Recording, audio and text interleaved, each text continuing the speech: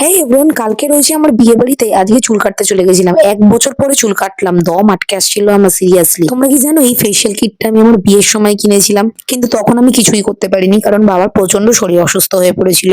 এই ফেসিয়াল কিটটা একদম 1 2 3 4 করে এরকম স্টেপ বাই স্টেপ দেওয়াই রয়েছে। ফার্স্টে ক্লিনজার দিয়ে ফেসটাকে খুব ভালো করে ক্লিন করতে হবে, তারপরে এক্সফোলিয়েট জেল রয়েছে সেটা দিয়ে মুখে ভালো করে মাসাজ করতে হবে। এই ফেসিয়াল কিটটা টোটালি জেল বেস। সিরামটা খুলতে গিয়ে আমার হাতে একটু কাঁচও ফুটে গেছিল। এই সিরামটা মুখে 3 মিনিট ধরে মাসাজ করতে হবে।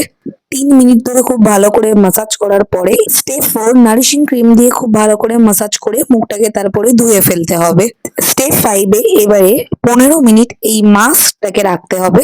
মাস্কটাকে ধুয়ে ফেলার পরে হাইড্রেটিং জেল দিয়ে খুব ভালো করে ফেসের মধ্যে রাব করতে হবে। এটা কোনোভাবেই ধোবো না, আমরা একদম মাসাজ করে স্কিনের সাথে মিশিয়ে দেবো। Last and final step sunscreen. এটা খুব ভালো করে মুখে মেখে নিতে হবে। তোমরা খুব ভালো করেই জানো যে সানস্ক্রিন ধোয়া যায় না। অ্যান্ড ফাইনালি আমার মুখের এই গ্লোটা দেখো।